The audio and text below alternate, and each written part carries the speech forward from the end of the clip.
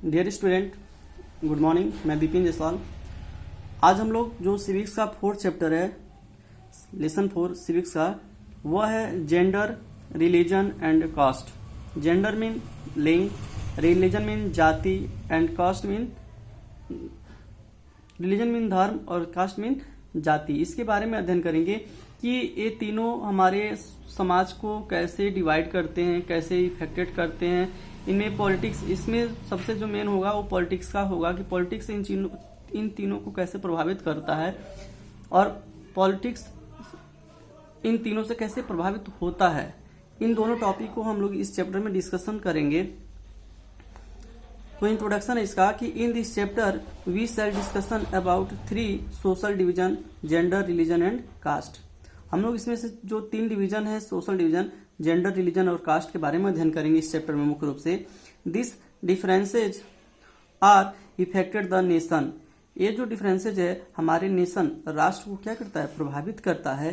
In each case we look at the nature of this division in India and how it gets expressed in politics. हम इसको पढ़ेंगे कि कैसे हमारे भारतीय डिवीजन को मतलब आगे बढ़ाता है या उसको डिवाइड करता है और इसको पॉलिटिक्स किस प्रकार से प्रभावित करता है। जिसमें पहला टॉपिक है आपका gender and politics,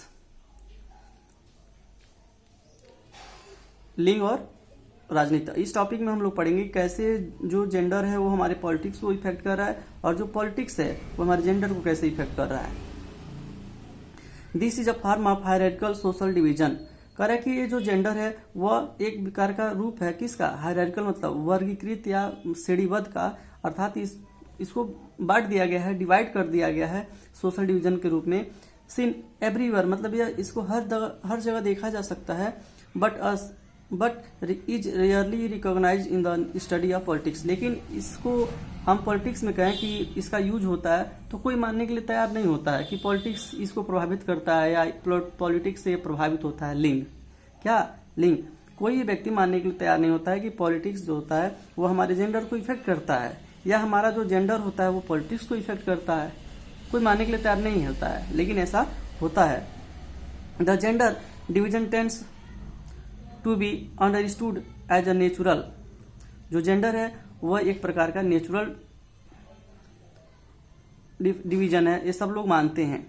and unchangeable मतलब इसको हम बदल नहीं सकते हैं। यह एक ऐसा डिवीजन है जो नेचुरल है और अनचेंजेबल है, इसको हम लोग चेंज नहीं कर सकते। सही बात है कि कोई मेल है तो उसको हम फीमेल नहीं कर सकते हैं, जो फीमेल है उसको मेल नहीं कर सकते हैं और उसमें उसका कोई भी योगदान नहीं होता है। कोई भी ऐसा नहीं चाहता है कि हम मेल हो, हम फीमेल हो। जो गॉड गिफ्टेड है बाय बर्थ, जो इसको डिवीजन मिल जाता है वह, ये आपको बताए थे हम पिछले चैप्टर में कि जो मेल फीमेल ये जो है वह आवर चॉइस पे नहीं है, ये क्या है, बाय एक्सीडेंट है। पिछले चैप्टर में बताए थे। It is not based on biology, अर्थात ये जैविक क्रिया पे भी आधारित नहीं है। ऐसा नहीं कि मतलब जैविक क्रिया करा के इसको कर दिया जाए, but on social expectation and stereotypes. यह एक सामाजिक आकांक्षा, सामाजिक भेदभाव, सामाजिक मतलब रूढ़िवादिता, स्टीरियोटाइप्स मतलब होता है रूढ़िवादिता के द्वारा ये जन्म लेता है। ये मेल फीमेल कोई खराब नहीं होता, लेकिन इसको इतना सामाजिक बुराइयां के रूप में उसको देखा जाता है, उसको मतलब उसका अलग एक सामाजिक रूप बना दिया गया है लोगों के द्वारा। तो इससे वह बहुत ही ज्यादा क्या है, इफेक्टेड है, प्रभावित है। करेक्ट। पब्लिक और प्राइवेट डिवीजन ऑफ लेबर मतलब जो लेबर, जो भी श्रम का काम होता है, जो भी वर्किंग होती है, उसको पब्लिक मतलब सार्वजनिक और प्राइवेट मतलब निजी स्तर पे उसको डिवाइड किया गया है। कैसे देखिए, कह रहे कि boys and girls are brought up to believe the main responsibility of women is homework and bring up children. कह रहे कि ऐसा माना जाता है कि दो बॉयज होते हैं, उनके ऊपर मेन रिस्पॉन्सिबिलिटी होती है, सारे वर्क का, हार्ड वर्क का, सारी चीजों की जिम्मेदारी किस पे होती है, मैन पर होती है। और लड़कियों की जिम्मेदारी जो होती है, women is homework and bringing up children, कि उनका जो मेन कार्य होता है वो घर का देखभाल करना होता है, बच्चों को पैदा करना होता है, बच्चों का केयरिंग करना होता है। ऐसा मतलब हमारे सोसाइटी में बना दिया गया है पहले से। रूढ़िवादिता, स्टीरियोटाइप्स मतलब होता है रूढ़िवादिता। हमारे समाज में ऐसी रूढ़ी बना दी गई है कि जो मेंस होते हैं, मेल होते हैं, उनका जो वर्क होता है वो मेंटेन द सोसाइटी है, उनकी सारी रिस्पॉन्सिबिलिटी जिम्मेदारी होती है। और जो महिलाओं का काम होता है उनकी कोई जिम्मेदारी नहीं होती है, उनका बस एक ही काम है कि घर की साफ सफाई करना, घर का वर्क करना और ब्रिंगिंग अप चिल्ड्रन मतलब बच्चे पैदा करना और बच्चों का देखभाल करना। ऐसा कुछ है नहीं, ऐसा कहीं कुछ लिखा हुआ नहीं है, लेकिन ये हमारे सोसाइटी में इतना महिलाओं को लेकर के इतना भेदभावपूर्ण तरीका बना दिया गया है लोगों के द्वारा। इसलिए कहा गया कि ये एक बायोलॉजिकल नहीं है, ये डिवीजन इस कैसा है, सोशल एक्सपेक्टेशंस एंड स्टीरियोटाइप्स, इस मतलब रूढ़िवादी तरीके से इसको बनाया गया है। कहा गया this is reflected in a sexual division of labour in most families. ऐसा अधिकांश फैमिली में मतलब ऐसा डिवाइड कर दिया गया इस वर्क को कि महिलाओं का जो मेन वर्क है वो घर का काम है और पुरुषों का जो मेन काम है वर्क बाहर का है, लेकिन ऐसा कुछ भी नहीं है। कह रहे कि women do all work inside the home such as cooking, cleaning, washing clothes, tailoring, looking after children etcetera. कि महिलाओं का जो मेन वर्क है वो घर के अंदर का है, जैसे खाना बनाना, क्लीन साफ सफाई करना, कपड़े धोना, सिलाई का काम करना और बच्चे की देखभाल करना।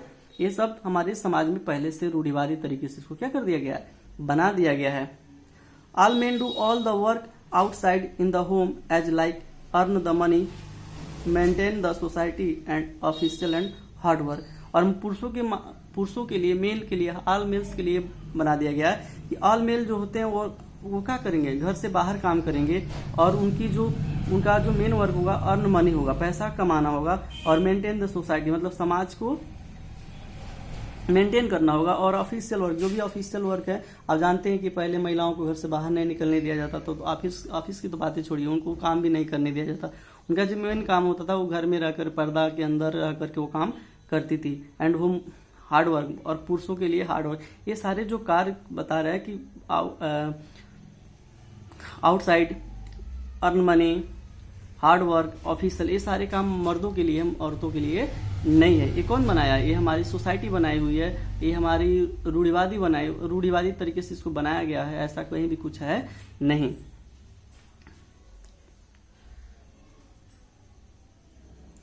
But nowadays this system was not matched from society. लेकिन देखिए आज आप धीरे धीरे हमारे समाज में चेंजेज हो रहा है।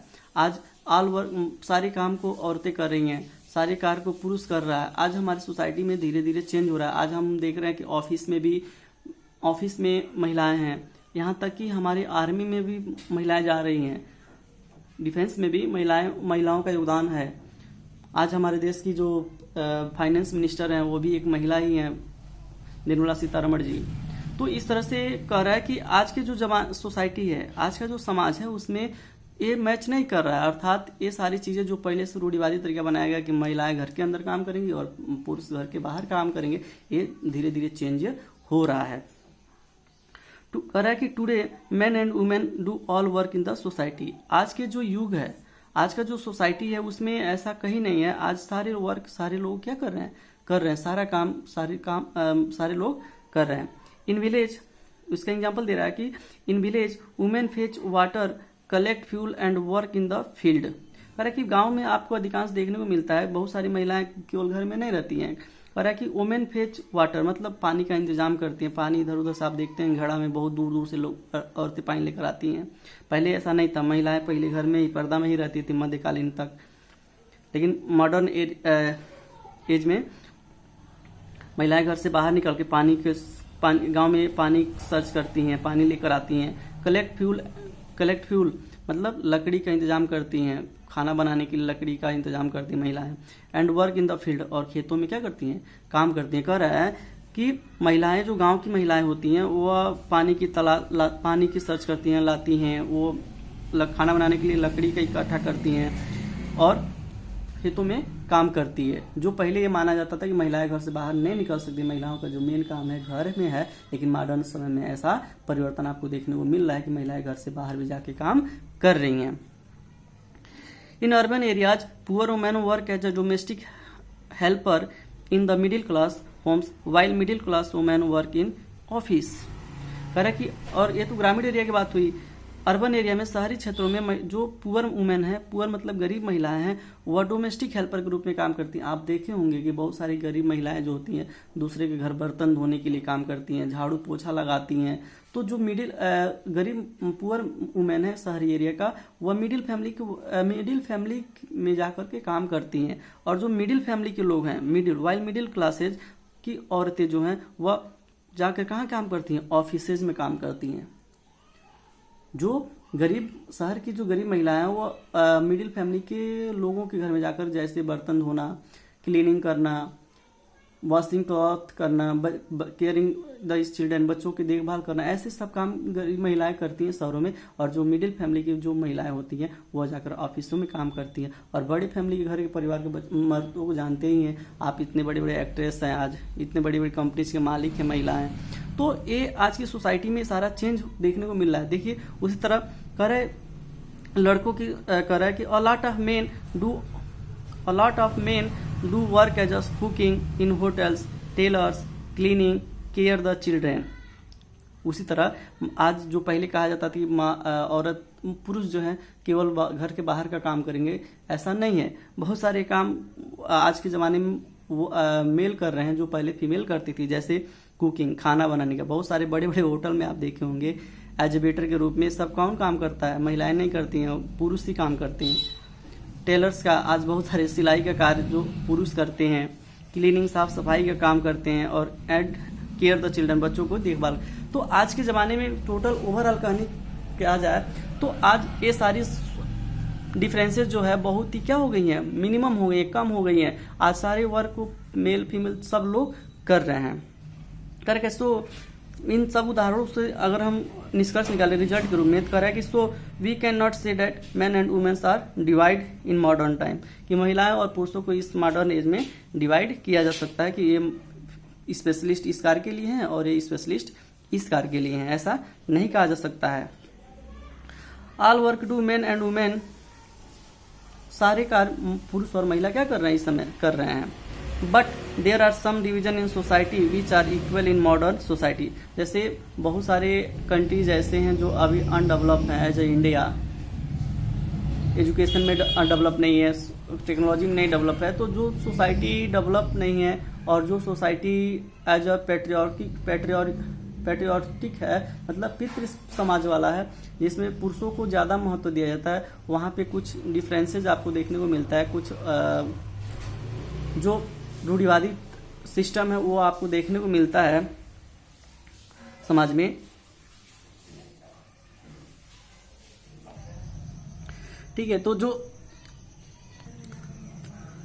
जो अनडेवलप सोसाइटी है वहां पे आज भी कुछ डिफरेंसेस महिलाओं और पुरुषों में देखने को आपको मिलता है। जैसे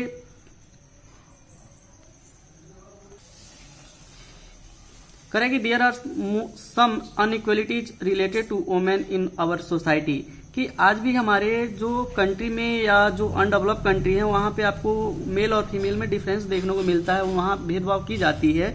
जैसे पहला है इसमें से एजुकेशन, शिक्षा को लेकर के माना यह जाता है कि शिक्षा पे सबसे ज़्यादा धन बॉयज़ पे करना चाहिए। जैसे the literacy rate among women is only 54% compared with 76% among male. Similarly, a smaller girls student go for higher education। कह रहा है कि द लिटरेसी रेट, आज भी हम अपने देश का लिटरेसी रेट देखें तो महिलाओं का जो 54% है और जो पुरुषों का है वो 76% है। अर्थात यह दिखा रहा है कि महिलाओं की शिक्षा पे ज्यादा केयर नहीं किया जाता है पुरुषों के अपेक्षा, पुरुषों को ज्यादा इंपॉर्टेंस दिया जाता है एजुकेशन में महिलाओं से। Similarly a smaller girls student go for higher education, बहुत कम ऐसी महिलाएं होती हैं जो हायर एजुकेशन में जाती हैं।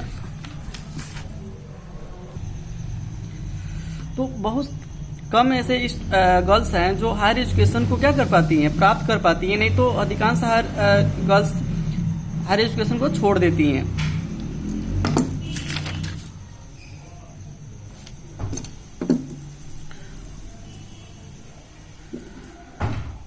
When we look at school results, girls perform as well as boys।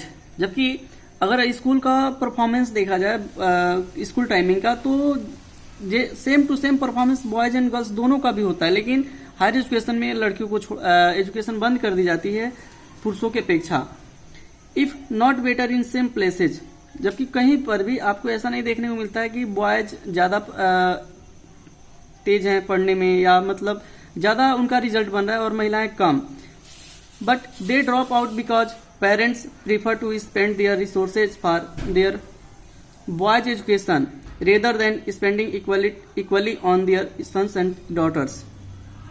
कि लेकिन ऐसा होता है कि जो पेरेंट्स होते हैं, माता पिता होते हैं, वो अपनी गर्ल्स की एजुकेशन को ड्रॉप कर देते हैं, रोक देते हैं। और क्यों रोक देते हैं? कि सारा जो रिसोर्स हो वो अपने बॉयज पे खर्च कर सकें, वो बच्चों लड़के को ज्यादा अधिक से अधिक पढ़ा सके, इसलिए महिलाओं की शिक्षा को पेरेंट्स रोक देते हैं। लेकिन ऐसा नहीं करना चाहिए। आज के जमाने में सिमिलरिटी करना चाहिए, बॉयज और गर्ल्स में किसी भी प्रकार का कोई डिफरेंस नहीं किया जा सकता है, नहीं करना चाहिए। दूसरा जो आपको देखने को मिलता है वो है equal work and less wages. काम समान होता है, फिर भी मजदूरी जो होती है, महिलाओं की मजदूरी कम होती है पुरुषों की अपेक्षा। जैसे the equal remuneration act 1976 provides that equal wages should be paid to equal work. इसको लेकर के एक एक्ट भी पास कर दिया गया, द इक्वल रेम्युनरेशन एक्ट 1976, कि सभी महिलाओं को या पुरुषों को समान वर्क के लिए समान मजदूरी दिया जाएगा। अगर कोई व्यक्ति, महिला हो या पुरुष, अगर वो सेम वर्क करता है, जैसे एक महिला टीचिंग का वर्क कर रही है और एक पुरुष कर रहा है, तो उनका वर्क तो सेम हुआ, तो इस वर्क सेम हुआ तो उनको मजदूरी भी क्या मिलनी चाहिए? सेम वेजेस मिलना चाहिए। लेकिन ऐसा नहीं होता है, जबकि ऐसा एक्ट पास हो गया, लेकिन ऐसा आपको प्रैक्टिकली देखने को नहीं मिलता है। However, it almost all areas of work, from sports and cinema to factories and fields, women are paid huge less than men. आप किसी भी एरिया को आप उठा के देख सकते हैं, किसी भी क्षेत्र में आप देख सकते हैं जहां महिलाएं और पुरुष दोनों काम करते हैं, सेम उनका वर्क होता है, लेकिन महिलाओं की जो वेजेज होती है, मजदूरी होती है, वो कम होती है पुरुषों की अपेक्षा। अधिकांश जगहों पर बहुत कम आपको ऐसा देखने को मिलेगा जहां पे पुरुष और महिला की सैलरी क्या हो, समान हो, जो बहुत बड़ी क्या है, रूढ़िवादी है। Even when both do exactly the same work, जबकि वो सेम काम करते हैं तो उनकी वेजेस भी क्या होनी चाहिए, सेम होना चाहिए। तीसरा जो आपको देखने को मिलता है वो है डिजायर फॉर गॉट बॉयज। आज की भी सोसाइटी में बहुत सारी ऐसी फैमिलीज है जो बॉयज को ज्यादा इंपॉर्टेंस देती है। आप देखते भी हैं कि बहुत सारे बॉयज होते हैं तो उनके फैमिली में बहुत ज्यादा खुशी देखने को मिलता है, अधिक से अधिक मिठाई बांटी जाती है। लेकिन गर्ल्स होती है तो बहुत सारी फैमिलीज मुंह लटका लेती हैं। ऐसा नहीं करना चाहिए। आज के युग में मेल और फीमेल दोनों क्या हैं, सेम है। In many parts of India parents prefer to have sons and find ways to have the girls child aborted before the she is born. बहुत सारे सोसाइटी में आपको बॉयज को इम्पोर्टेंस दिया जाता है, जबकि बहुत सारे लोग और लड़कियों को जन्म होने से पहले ही क्या करते हैं, अबॉर्टेड करा देते हैं, मार देते हैं। वो अपनी जन्म भी नहीं लेती है, उसके पहले ही उसको क्या करते हैं, अबॉर्ट करवा देते हैं, मार देते हैं। Such sex selective abortion led to decline in child sex ratio. इससे क्या होता है, सेक्स रेशियो में बहुत ही ज्यादा आपको डिफरेंसेस देखने को मिलता है। अब सेक्स रेशियो क्या होता है, तो नंबर ऑफ गर्ल्स चिल्ड्रेन पर 1000 बॉयज, अर्थात 1000 पुरुषों पे जो महिलाओं की संख्या होती है उसे हम लोग सेक्स रेशियो बोलते हैं, उसे हम सेक्स रेशियो कहते हैं। अर्थात 1000 पुरुष पे जितनी महिला होती है उसको हम सेक्स रेशियो कहते हैं। तो बहुत सारे गर्ल्स चाइल्ड को अबॉर्ट कर दिया जाता है, अधिक से अधिक बॉयज को बॉर्न किया जाता है, तो इससे हमारा जो सेक्स रेशियो है क्या होता है, बहुत ही ज्यादा डिफरेंसेज होता है। करे कि in the country to merely 919, अर्थात 1000 महिलाओं पे आज भी 900, ये 2011 की डाटा है कि 1000 महिलाओं में 1000 पुरुषों के ऊपर 919 महिलाएं हैं। कहीं कहीं आपको देखने को मिलता है, कह रहा है कि as the map shows this ratio has fallen below 850 और इवन 800 इन सम प्लेसेज। कहीं कहीं आपको इससे भी कम देखने को मिलता है। मैप में आपको दिखाया गया है कि कहीं कहीं का जो सेक्स रेशियो है 850 है और 800 तक का है। यह दिखाता है कि आज हमारे समाज में कितनी मेल और फीमेल को लेकर के रूढ़िवादिता है। अगला पॉइंट है exploitation and violence against women. आज बहुत ही ज्यादा एक्सप्लॉयटेशन मीन शोषण और वायलेंस अगेंस्ट वुमेन, महिलाओं के खिलाफ बहुत सारी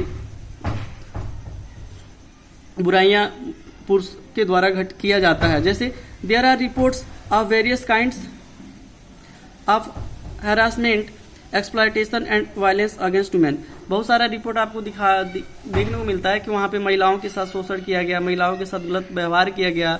बहुत सारे फैक्ट्रीज मालिक हैं या बॉस होते हैं, वो महिलाओं के साथ गलत व्यवहार करते हैं। ये हम नहीं कर रहे हैं, ये विभिन्न प्रकार के रिपोर्ट्स आपको दिखाता है। Urban areas have become particularly unsafe for women, और अर्बन जो एरिया है वो महिलाओं के लिए तो और ही क्या है, अनसेफ है। अर्थात वहां पर अर्बन एरिया में बहुत ही ज्यादा महिलाओं के साथ मिसबिहेव किया जाता है।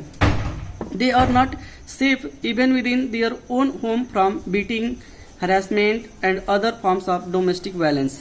कह रहे कि यहाँ तक कि महिलाएं घर में भी सेफ नहीं है, अपने घर में भी क्या है, सेफ नहीं है। घर में भी महिलाओं के साथ विभिन्न प्रकार के मिसबिहेव किए जाते हैं, जैसे उनको बार बार पीटा जाता है, उनको विभिन्न प्रकार के जो फैमिली के वायलेंस होते हैं उसमें भी इंक्लूड करके उनको बार बार हरासमेंट किया जाता है, उनको बार बार दोषारोपण किया जाता है। तो यह ठीक नहीं है।